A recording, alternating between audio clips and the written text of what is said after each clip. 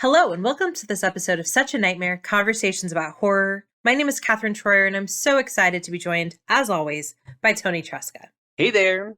This is a podcast where the horrifically nerdy meets the terrifyingly academic, as we explore that fine line between the horrific and the horrible. Each episode looks at a specific horror text that is for better or worse, giving us nightmares. We're so excited to have you join us today for our conversation about Late Night with the Devil.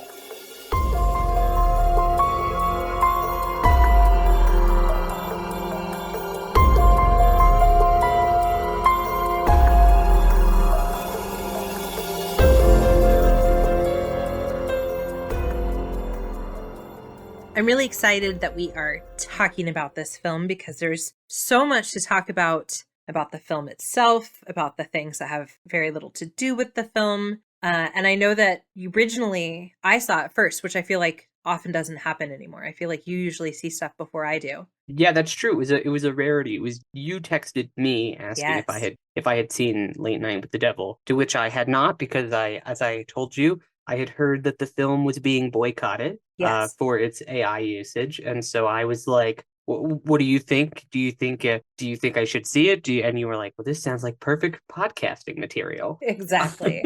And I watched it, so I often don't. These types of films that have more obvious devilly things, I often have to watch on my own anyway. But I was like, I want to watch this film. I'm gonna watch it, and then my partner watched it with me, and it's not so like huzzah Satan that it made either of us feel uncomfortable, which I thought was also a nice thing, because sometimes these types of films just make you feel dirty on the inside. But instead, this one was just interesting. There's a lot to unpack. It is definitely not a perfect film, and there's a lot to talk about with the AI stuff, because I too had boycotted it for a very long time, because that seemed to be the general consensus, right? Is that like this film was, quote, unacceptable because it had used AI, and so how dare those monsters, and our only civic duty as horror watchers was to not allow this film into our homes, which is a thing that has now, it's a shadow from, or a stain from which this film will not escape. But that's going to be fun to talk about. Yeah, absolutely. But I guess before we get into the controversy, the behind the scenes and our thoughts, what better place to start than with the plot? No better place. Tell us what's happening in this film. So Late Night with the Devil is a found footage documentary about Halloween night in 1977 during the live broadcast of Night Owls with Jack LeRoy, which is competing for ratings against The Tonight Show starring Johnny Carson. And so kind of early on in this documentary montage, we kind of see Jack's rise to power. It's kind of potentially all nodded to that maybe it has something to do with his regular visits to the Grove, which are an elite California camp for rich and powerful men, all men. And then it goes into kind of his personal life as well, including his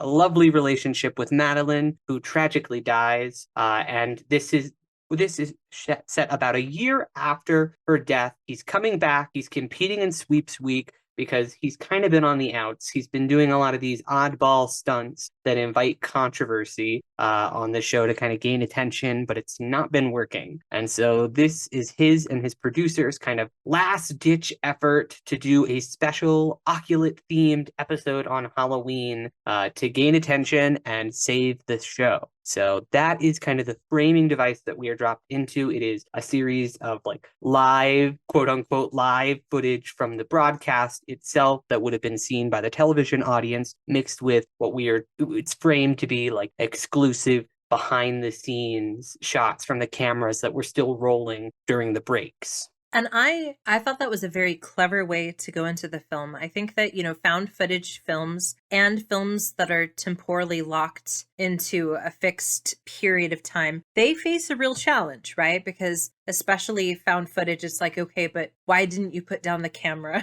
at this point, right? You're like in the middle of this moment.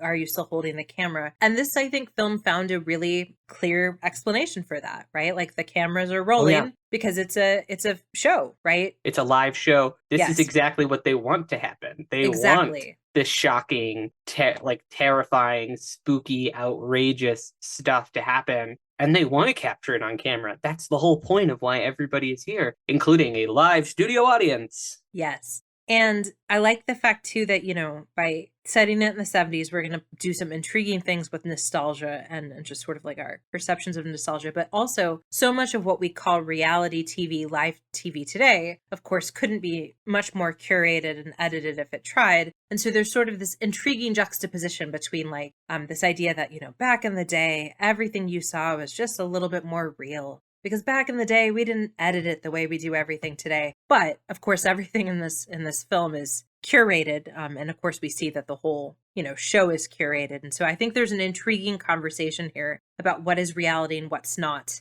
and in a way that, again, you could only accomplish through making this decision to have this live, quote, live footage in front of us. And are we the studio audience, or are we more intimately involved in the like crew? It's always kind of oscillating between the two, which I thought was a pretty effective technique throughout most of the film. Yeah, I would definitely agree. I think sometimes the found footage films also kind of struggle to keep of just like why is it going on for this long? But when you're Yes, kind of making this show in real time, that also kind of adds a really interesting element to it, which not necessarily always common within found footage genres to do it found footage real time, yes, which I think also is a really interesting element to it that perhaps I guess could have made this feel very much like a play. However, I think because of the filmmaking techniques that it did, including switching to black and white during those sequences in which they are kind of behind the scenes and doing a lot of there's a lot of inventive camera work in there here, really is. cool shots of the studio and the audience that you just couldn't get if you were just doing in a traditional kind of, I guess, proscenium stage. And so I actually didn't really think it felt very much like a straight play, even though I guess it technically could have because it's truly just a one shot in one environment. So I agree and disagree, I think, because I think one of the things I actually liked about this film is that it did have that sort of staged performance quality that I enjoy, where I was given a very clear reason for why it would have to be in this bounded time frame. And I think that in the best ways possible, this felt like a stage production in that they paid a lot of attention to the set design. They paid a lot of attention to the costuming, but then it just was further enhanced because, as you said, there was some fantastic camera work. There were some moments that were very few, but they did some nice and effective things with their special effects. And just again, these sort of like subtle moments where you're like, oh yeah, did you see so and so in the reflection of that mirror? That again, they wouldn't have been able to easily do if it had been staged. So to me, it felt like the best of both worlds because it was maximizing the power of cinematography, but the intimacy of a staged production. And so it just kind of ticked a couple of important boxes for me that I sometimes forget are things that I really like. Definitely. And I think it also kind of, I guess that staged quality, to use the word that you just used, kind of really, I think, comes out in that central performance by David Dasmalkic. I believe that's how you say his name. Do you have another go at it? I do not. I was going to say that sounds like that could be correct to me. I listened to him pronounce it before we got on here. So let's just assume I nailed it. And then from here on, we'll call him David. Yes.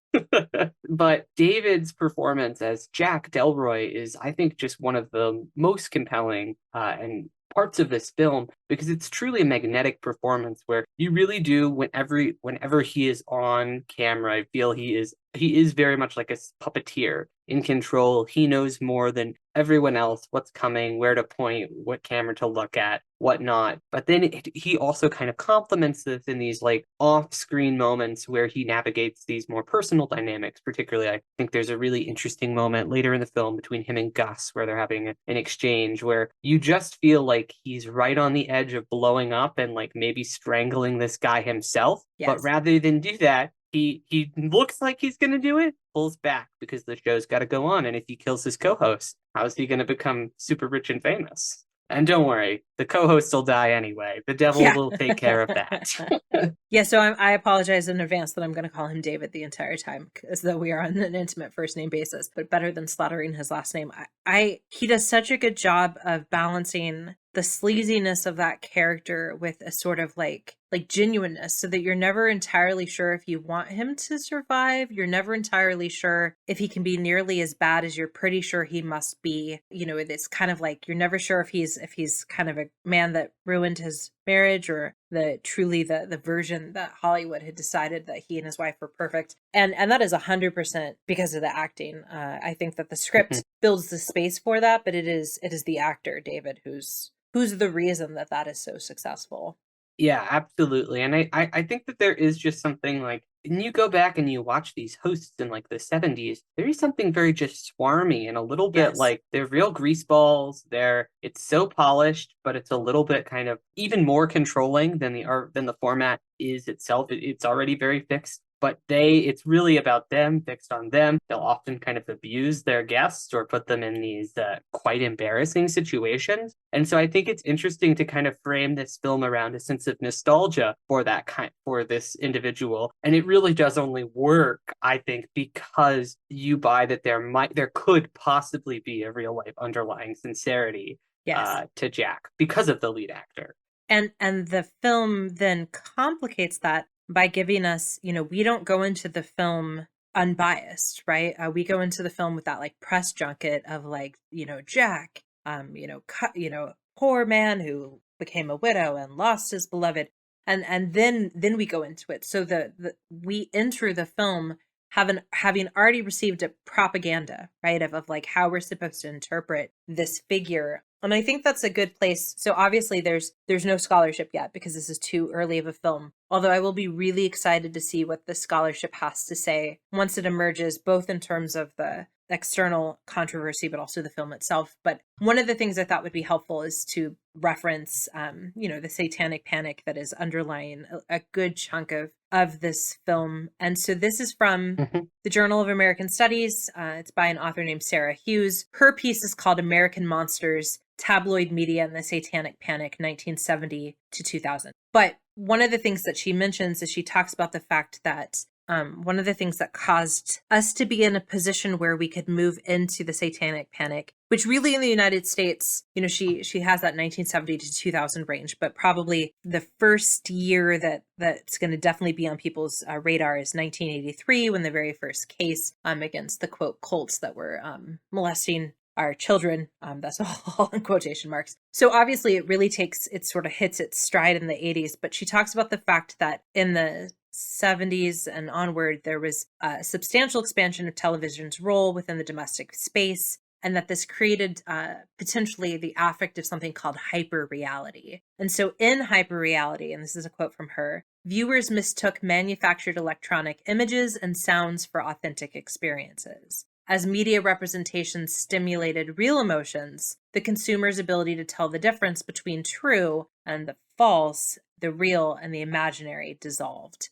And then she talks about how, it kind of only expanded after that. But the result is that we're getting in this film, right? I think a really good example of like, at what point is Jack fabricated and at what point is he authentic? And I think the film, and particularly the actor, does a really good job of making it so that it is near impossible to tell the difference. So that in a found footage film, we are also reminded that this isn't, quote, someone's camera left recording. It is a studio camera creating a story for us. Yeah, that's very true, and I think that's why you can still feel that. I think that sense it's helpful that you still feel that underlying sense of performative quality to that David kind of evokes throughout the film, like he's always on. Yes, and of course for us, right? This is a film that's coming out in 2023, right? So it was first released in 2023. It premiered at the South by Southwest Film Festival, and then it was kind of got a wide release in 2024. that we're also watching this film as the products of the decades in between when this film is set and now. So one of the other things this article talks about that Hughes mentions is that in the 80s, was something news or was something tabloid or was something infotainment? And it was like, yes. And so she mentions the fact that in 1987, so a decade after the film is set, Geraldo aired 2 specials on devil worship. And one of them was called Devil Worship, Exposing Satan's Underground earned NBC its highest ratings ever for a live documentary, reaching 1/3 of all television viewers for its evening time slot. So, like this is the world in which Late Night with the Devil is emerging, both in terms of being set in the 70s, but also now, right? Like we can't escape that. And of course, all of them, like all of those talk show hosts who followed, is Oprah Winfrey a news person, or is she an entertainer? Or, and I think like that muddying of the water, that hyper reality really comes to play even in this really short film, because Late Night's not that long of a film, and yet it kind of packs all of that in there just through its use of setting. Yeah, 93 minutes, although I would wager a good 3 to 4 minutes of that is just the opening credits, where all of the various production companies flash onto the screen. Yes. I kept waiting. Those were the real jump scares that happened. It was every time another production company appeared on the screen. I was like, how many funders does it take to make Late Night with the I Devil? know. I Let's find know. out. And actually, do you know it was around that time? That's like a perfect segue, because it was around, I don't know, like when we were on the fourth, fifth, or sixth, that I was like, okay, you know what? Actually, I'm willing to learn more about their use of AI, because clearly this is a film that was relying on a shoestring budget from like 70 different producers. This is not a big budget, a huge name. We got to write a blank check. This is like everyone asked their grandma to contribute. I mean, that's what it felt like when you're watching all of those names of all of the different production companies. Pretty much right. It's an international co-production between Australia, the United States, and the United Arab Emirates. Yeah, it's got a number of different main producers attached. Wow, yeah. 6 main producers in Yeah. addition to 6 production companies and 5 distributors. Oh my gosh. So many. I don't even know how you'd go about wrangling that many people to help, but clearly they had to. Yeah, I suppose the writer director, I believe they are brothers, but They they have the wrote and same directed last the name, film yeah. together. Colin and Cameron Carnans, who wrote, directed, and edited the film together, and maybe they're just incredible in a room together. All of the interviews I watched of them were very fun, so that would make sense to me. Yeah. Because certainly the money's not going to well-known names, right? The main actor who plays Jack has been in some other stuff, but most of the other people, I mean, some of them are recognizable as character actors, but like that's not where their budget was going. Their budget was just going because films are expensive, right? Like even when you are writing, directing, and editing it yourself. So we could, at this point, shift over to talk about the AI, or we could spend a little bit more time. We've given a lot of credit to David, but I do think the other actors certainly deserve some recognition as well. Particularly, I thought Ingrid Torelli as Lily did a really good job and kind of balanced nicely the creepy child thing. So do we want to keep talking about the film internally, Toni, or do you want to shift and talk a little bit about AI for a minute? I think I want to talk, let's stay internal first. Let's finish talking through the film, and then let's hit the AI before we hit the end Yes. and kind of some other problems. Yeah, so I thought, this is a film that doesn't have a very big cast, and this is a film that asks a lot of its actors, and I think that the actors lived up to it. I think that again, Ingrid Torelli did a really good job as Lily. I was also impressed by, and this was not her so much as a editing thing. I also thought the when they manipulated her voice and did some of that, they did a really good job of finding that space between something that's disturbing but not goofy or overly special effects. So I thought that was a good part. What are other things about the film itself before we get to the end? Because that's a whole separate discussion. That kind of caught your attention as worth unpacking further. I thought it was very well paced in terms of kind of this. It's I think it is much more suspenseful horror in that realm because it is very methodical. It's paced very much like a actual late night show. Yes. We have the opening documentary bit, and then we go into the start of the show with the opening monologue, and then we have a couple of guests that are all really interesting, and I think kind of tap into different aspects of the themes in really interesting ways. Like we get Chris Stew, who is this psychic who is played by Fasil Bazzi, and I think that is a really psychologically terrifying sequence, Yes.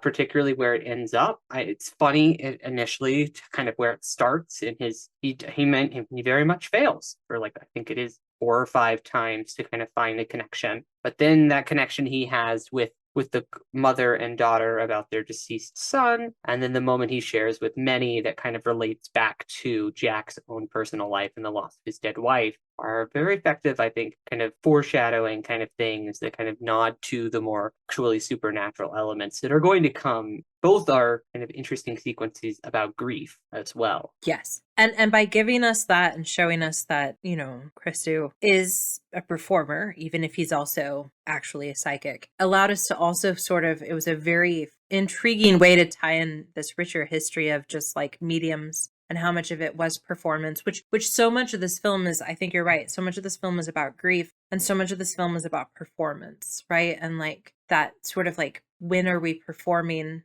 and when is something real? And it reminds me, there's a book that came out in 2020 by Kate Summerskill called The Haunting of Alma Fielding, a true ghost story. And it's really about one of the many people in the 1930s that claimed to be psychics. And she grounds it, of course, in the history of like, well, what else was happening around this time? Oh yeah, that's right. The World Wars and like a whole bunch of other stuff. And I thought that like with such a small character, because he's obviously not in it a ton, because then Christu doesn't make it.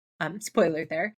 We get all of that sort of packed in a really intriguing way. And also, although I've never been in a production where someone died, that whole like the show must go on felt very, very realistic. And that it was just like, well, we don't have the ability to stop. And so let's just not tell people who don't need to know and let's keep moving. And I thought the character of Gus McConnell then was a really interesting character because like he was not on board with a lot of this stuff. And I've always wondered on late night TV shows when they have that like person that's the straight sidekick, like how that dynamic works off screen. And it was interesting to see that at play in this film. For sure. And then I think the situation is kind of further complicated by Ian Bliss's character as Carmichael Hagg, who is a former magician turned skeptic who kind of really just comes in and his role is to just like create conflict. He's just there to argue and be like, nope, everything is fake. You guys are all lying and I can prove it. And then that becomes further complicated, obviously, once, as you just noted, Christu vomits everywhere and then proceeds to have to be rushed off because he's dying. And then they bring out June Ross Mitchell, who is a psychologist and author, along with Lily, who is the survivor of a mass suicide by a satanic cult. And that is another very effective sequence, I think, too. It is. They're kind of and it kind of plays out twice because you see it. I mean, because you literally do see it played out initially once and then played back again. And both times they're quite effective, as well as that is another, I think, thing that is very interesting about the found footage element is that when they do show us stuff back, sometimes it's not always what you think. Yes, and knowing that in reality, with how big cameras were in the 70s, that the black and white sequence when we're between commercial breaks, like that isn't actually, it would have been really hard to have cameras there moving the way they are. So there's a really intriguing way in which this film is both presenting us with something that reads as a not only found footage but a bound time period, and yet is so very fabricated, right? And it is crafted for us. And we see this through, like you said, that sequence where we get the playback. I also just thought the whole June Lily relationship was intriguing because there's some conversation throughout the film of like, does June get to be the one, like as Lily's guardian, right? Like, is she actually doing what's best for this little girl? And I think that in light of so much of what emerged with the Satanic Panic, which was, all of these psychologists and other folks basically implanting memories into these kids' minds and like making them, leading the witness like to a point that children had memories that actually hadn't occurred. There's some really interesting things in here, and I think that tension between June as guardian, but also June as Jack's potential romantic interest. Like, there's a lot to unpack in there that's really interesting. Yeah, I think that is particular. Given another thing, I guess, given the real time live television performance nature of it, is we actually don't know how much like Yeah. if that is like how much of what is said on here, particularly by Lily's character when she's in the Mr. Wriggles devil mode, is true or not. Like I guess we are pretty, since it is pretty much not pretty, it is confirmed by the end of the Yeah. film that this is all real Satan. Yes, I think we have to kind of believe that yes, Jack and June were sleeping together, and that's potentially maybe why June is here in this case, and that maybe is why June makes this very bad decision to call the devil on live television, Yes. and put her patient in this incredibly exposing, pretty embarrassing, very violating position. That yeah, I think that the that is it is a good point. Carmichael calls her out in the scene. I think it's before and following both about that, questioning her medical practices and if like this is actually a really good idea. What is she doing? And that's a pretty good point, I would say. It is, and again, I can't help but appreciate this film's awareness of, this is coming out post Conjuring films, right? And so it's coming out post films that are presenting the Warrens in a very specific light as well, that some people have sort of protested and contradicted. And so there's so many ways in which I think this film is very cognizant of its place within the genre, within cultural sort of things, and in a way that I just was really impressed, especially for a film that's only 93 minutes, which is really fantastic. I also thought the special effects, there was a combination of CGI effects and a combination of more practical effects, were well done, which is not always something you can say. For a lot of films, it was subtle, and sometimes it was like, did you see it? Because if you didn't, you might not know it was there, which is nice because for so much of the film, they are trusting us to see the things we should see. And of course, we'll talk about how that doesn't play out later in the film. I was like, I guess the kind of your comment about the effects is a pretty good segue to begin our conversation about the most talked about element of this film by far, which is the usage of AI for three images in the film. And watching the film, I couldn't tell you which images those are. I assume they're all in the like press junket at the beginning, that sort of montage sequence where we're finding out about Jack as the, sort of Hollywood's darling, but I don't even know if that's true. Where are the three AI images? So they appear throughout the broadcast. So I don't actually believe it is that. It is so it is for sure the skeleton dancing in the middle of the pumpkin patch is AI, and then the "we'll be right back" messages are also AI generated. Seriously? Okay. Okay.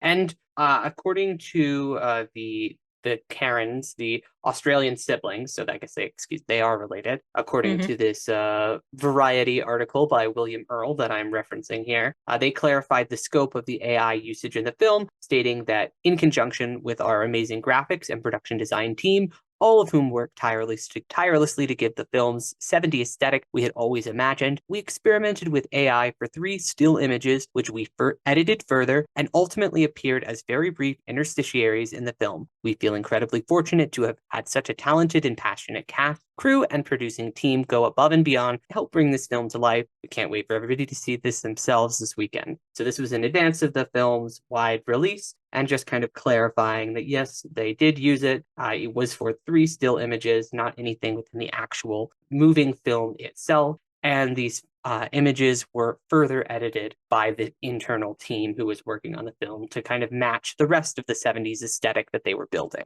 Interesting. So this whole time I thought it was some of the footage at the very beginning when they're showing like life in the 70s. I thought it was one of those sequences, which in many ways makes me, I think, that much more vehemently furious that this is the controversy. And I think it's Yeah, because like there's multiple reasons, right? There's the fact that it has already been very clear that this is a film that did not have a significantly large budget because they have 1,000 producers and production companies. But also, I'm not sure that, especially if we're talking about those specific images, that is any different than using like Canva. sure. Or another photo for reference or things Exactly. like that. Yeah, I think I'm pretty inclined to agree with you here, particularly because I think in a lot of the kind of conversation about and around the film, I think the usage got very overstated in terms of like,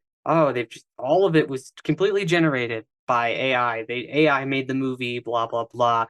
Whereas if you actually, I think, look at the images themselves and kind of hear that explanation, and you see, okay, so this was the base model for a this was an experiment that you guys were doing on these very simple images that you used as the base that you then further edited and used. So then I'm like, okay, well, it may have been the base, but even still, I think that's still further augmenting it and doing your own creation and putting your own spin on it enough that yeah, it's artificial intelligence usage for sure, but I'm not really sure how important or relevant it is, or if it's just like if we should do you call out every artist who alludes to Van Gogh now, Right. if you include Right. any nods to that. And I suppose the counterpoint is it's because they use whatever they don't, I guess they don't actually clarify what learning model, like what large language model, if it was a large language model, or if it was an actual kind of their own AI system that they trained and fed and created, which if in that case, if it was that, then I'm even more supportive because that is you building your own training data and then using it and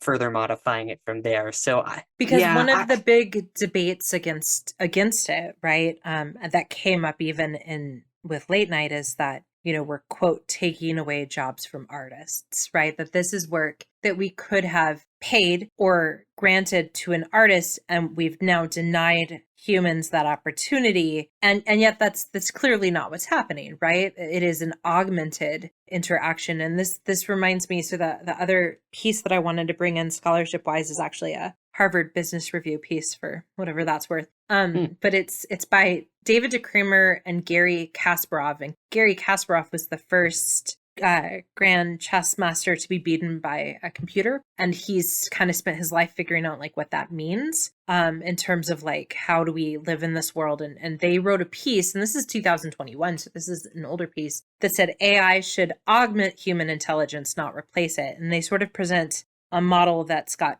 artificial intelligence on one end, which is the machines, authentic intelligence on the other end, which is the humans. And then their sort of argument is that maybe the best space for us to consider is what's the power of augmented intelligence. And so that where the two on either ends are coming together. And this is augmented art, right? They didn't say we ran it through because we were too cheap to pay for someone to do it, and then they did it and that was great, and so then we didn't have to pay people. I mean, they clearly took the time to see, is this what we want? How do we tweak this? And I don't think that we can cast that stone, because I think that's our reality. And if it's one that is augmented, not where we're just like letting the machines do all the work and taking away humans, that's not a bad thing, I don't think, to be in that space of, any more than like using a calculator is a bad thing, or I don't know, a camera, right? Like, I mean, there's so many things that are augmented between machine and human. yeah, I think there's really kind of, I was listening to Ted Sarandis, who is in charge of Netflix, on his recent conversation on The Interview, which is a podcast from the New York Times. And he was talking about how he got asked about AI and kind of how he kind of was thinking about this. And he pushed back against the framing of the question, being like, I just don't really ever think as humans it'll be interesting to watch something entirely framed and generated by AI. It's just not that interesting, and they can only really do iterative stuff. But then he gave this one quote that kind of got pulled out. It's like, AI won't replace your job, but somebody who is good at AI and the tools that it provides, they might replace you. And Yes. so I think that is kind of the way I'm thinking about this. Usage here is, this is not AI replacing, this is human beings who are using an AI tool. AI is also, it's not it didn't do it itself. It didn't design the movie itself. It was a human being who prompted it and then further changed it and augmented it. So I don't know. I think it was ultimately a very reductive and silly conversation that this film Yes. got wrapped up in. I said before we got started talking, it was and started recording for the podcast, that it kind of felt like this was the sacrificial lamb of art on the AI altar. Like, some things just have to die and be sacrificed, and by the public, as Yeah. this film kind of alludes to, Yeah. I ironically mean, enough. yeah, this is a film that is actually a lot about whether or not we should be judging things or people based on limited amounts of information. And I think too, like, while I am 100% in agreement that we can't be taking away humans' jobs, solely because it's from a capitalist perspective more cost effective. Like that's art should not be cost effective even if entertainment has to be. But no one is like, "Oh, this costume used a sewing machine?" Well, it's not legit unless you sewed it by hand. We have moved past that, right? And I Right. think it's scary. Don't get me wrong. I think that there's a lot of things that are very scary about AI. I think we should all be much more conscious of the fact that we do not have a clear understanding of where that intellectual property is going and how it's being used, and that we are feeding our own intellectual property into something that can then be distributed to other folks. So I think we should be maybe a little bit more hesitant about where we're just putting our content, but like that's not what was happening in this film. And you're right, it became the sacrificial goat, and now it's never going to recover, right? Like it's never going to recover financially, I don't think, the film. I guess we'll never know because Yeah. budgetary information about this film, at least at the time we're recording this on June 3rd, 2024, is quite sparse. They're not releasing the production companies, the distributors, the producers, they're not releasing that information or confirming any of it publicly. So we just know that at the box office, they earned about $12 million, which is it's not I mean, amazing. so you and I were talking about before this, that there seems to be like a kind of automatic, if it's a horror movie and it's out there, it might make about 30 million in the box office. And regardless of sort of its goodness. And Yeah. this film should have gotten there, right? Like it And should have at least pushed there, if not a little bit further, in terms of this is a pretty good film in a lot of now, respects. granted, it didn't go as wide as other current horror film, like let's say Tarot or The Sure. Strangers, chapter part one or whatever they're calling that movie. Yeah. Maybe you can get a sense I of was my gonna say. thoughts on that film from Yeah, how I just I'm said not that. sure you were opaque at all in your feelings on that, and I think I snorted, so I'm not sure I was any better. You're right. I mean, and again, that's what happens when you have so one of the distribution companies is Shutter, so that's one of the places where it's coming out. But even by Shutter's standards, I feel like Shutter has done a better job promoting some of its other stuff, and I just think that this film kind of got buried by this unfortunate dialogue and discourse that actually had very little to do with the film and had much more to do with people's fears about the power and danger of AI, which again fits really nicely with a film that is about the powers and dangers of, perception and whether, what is true and what is false. So it's an ironic film to end up becoming a scapegoat, which I guess will make for some interesting future scholars writing about this film. Yeah, I can't wait to read a bunch of dissertations about Yeah. this film. Yeah, it's going to be I feel like interesting. there is so much interesting about the rest of the film to talk about. It really is kind of tragic in a way almost that so much of the media and kind of the fan conversation really glommed onto that. When, I mean, there are other actual elements within the text itself that I think are much more worthy of actual real criticism that I have not heard as much conversation about because I think just so much chatter got taken up by this. And in particular, and we've kind of been dancing around this the whole episode, but I think it's just finally time to come out and talk about the ending. So the film, it's doing real time, it's pretty live found footage esque. Majority of it ends on Mr. Wiggles kind of coming out on the studio and killing a bunch of people in front of everybody, and then it kind of cuts. And you're like, okay, I guess movie's over here. That would make sense. There's like, where else can you go? The broadcast would end here, but the movie doesn't end there. Yeah, which is such a pity. We And keep going. because we're really only talking about at most 10 minutes, probably closer to 7 minutes of the film. Right. And yet you said this earlier, and I agree with you that 7 minutes takes it from a film that might be at like a 3.5 or a 4 out of 5 to a 3 sliding closer to 2.5. And that's a big thing for 7 minutes of the film to push, and yet it really just is an unfortunate last 7 minutes. So let's start by talking about what happens. So we move into the sequence where, what is it that's supposed to be happening in the sequence? It's kind of, I guess we're in like the hellscape version of the show. We're in hell essentially here, and he's like, "Oh, it maybe is suggested, oh, his torture is he's living out these bad days from his show, or he's always performing for whatever. But then that's not really, they kind of switch focus, and it's revealed that the devil that was inside Lily also had a connection to him from the ceremony at the Grove. And then it's revealed that he's objectively and without doubt responsible for giving his wife cancer in exchange for the direct success of his television show. Then we have his wife begging for him to kill her, which he then does using the knife from Lily's cult.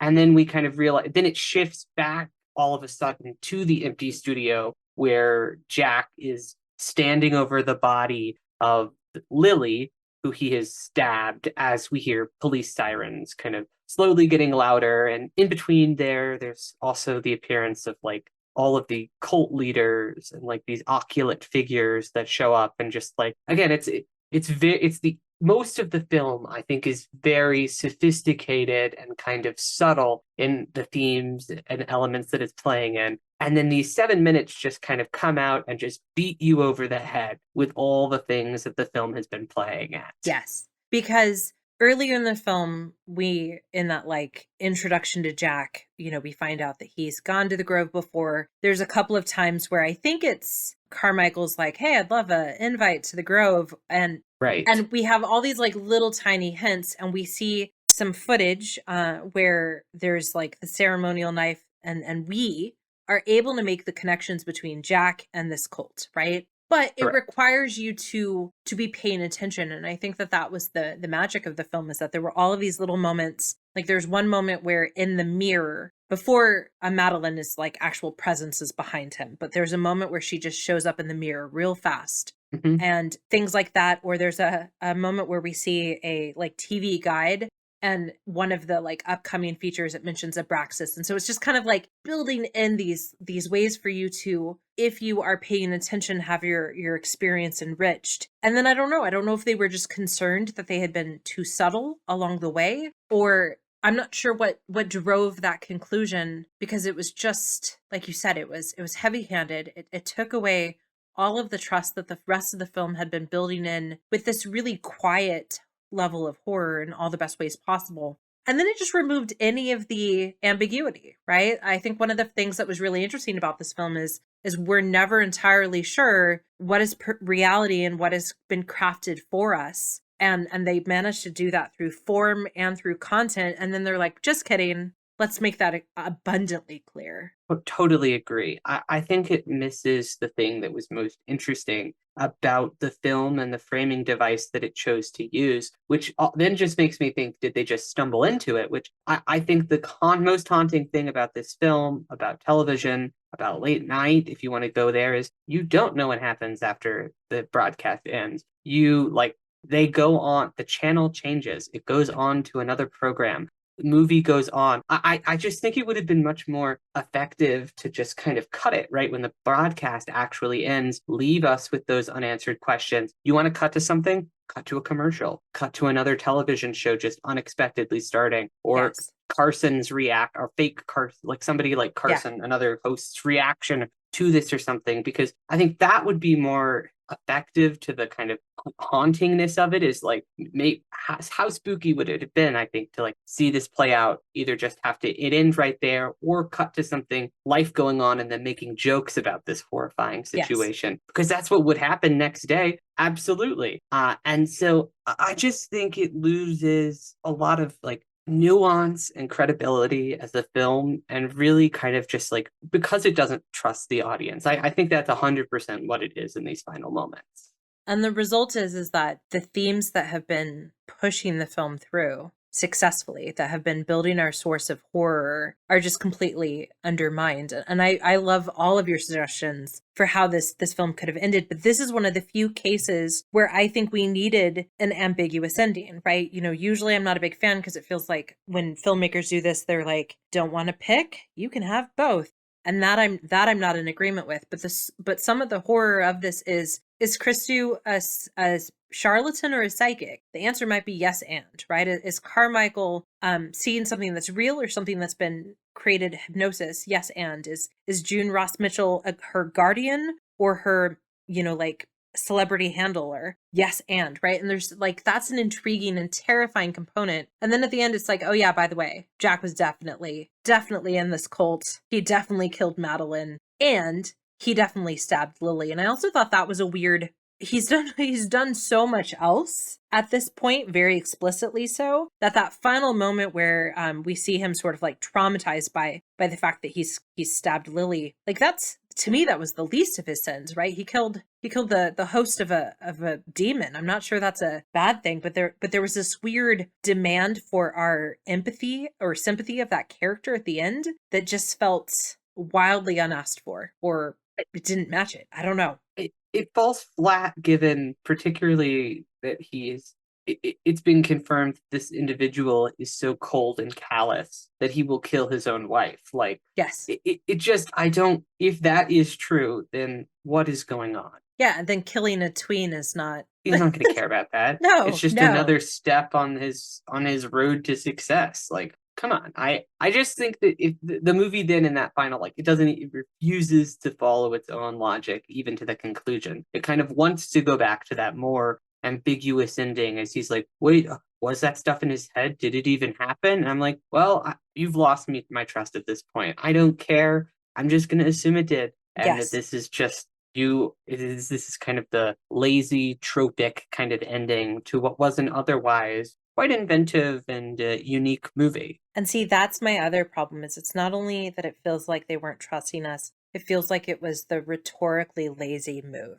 I'm a big believer that if you decide, for example, to write a story in first person, and then you realize that that's proving difficult in chapter 30, that's kind of too bad for you, right? Like, you don't get to suddenly have one chapter in third person and then go back to first person. And it felt like the very awesome constraints that they provided for themselves as writers and directors, they let go as soon as it became too complicated to resolve.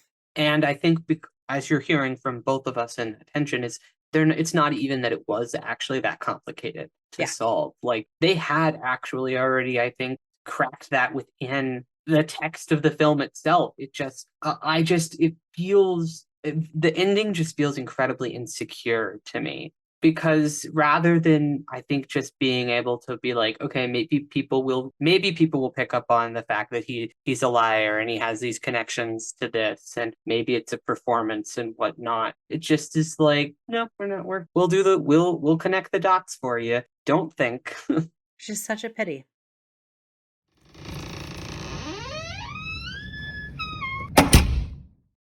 The good news is that I would happily see another film that's been written and directed by these brothers. I think that they are doing something that feels refreshing in a genre that has been caught in making money off of existing IP. And I would be excited to see something else that they do, because I think that if this is their first thing that they're doing that's, a full-length production, like, how exciting is that? And I think that, we've seen other more established filmmakers drop the ball in the last few minutes, so we can't entirely hold that against them. Do you know, is something else in the works? No, nothing else is in the works at the moment. And yeah, this is pretty much their first big thing. Looks like they've edited and done some writing on some other projects before, but this was their first big thing. And I hope that the AI apology tour they had to go on doesn't kind of like hurt the rest of their filmmaking chances, because I think it would be a shame if they got punished and put in director's jail permanently because of that.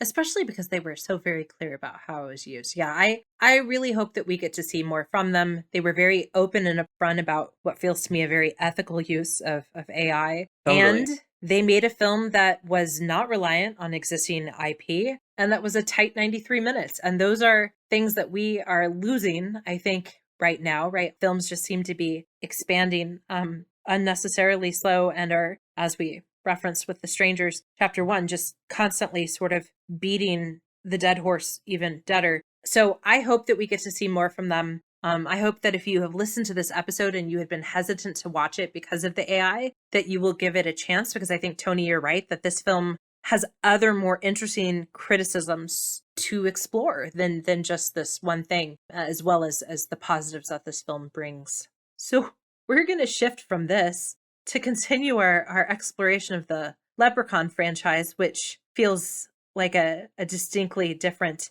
departure. What film is next, Tony? We're going to be talking about 1995's Leprechaun 3, which is, I am told, colloquially referred to as Leprechaun in Vegas. So I've not seen it yet. I haven't Um, either.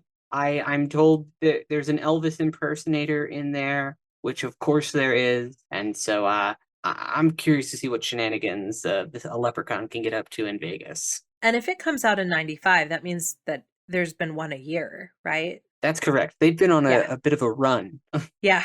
Okay. So we hope that you will stick with us for that really sharp pivot. I want to shout out, as always, to Jackson O'Brien because he makes our podcast so much richer for you all to be able to listen to. So thank you, Jackson. Thank you, Jackson. To those of you listening, feel free to email us especially if you have thoughts about Late Night with the Devil or things that films or books that you would like us to get to. We thank you so much for listening to our nightmares. And have a spooktacular day.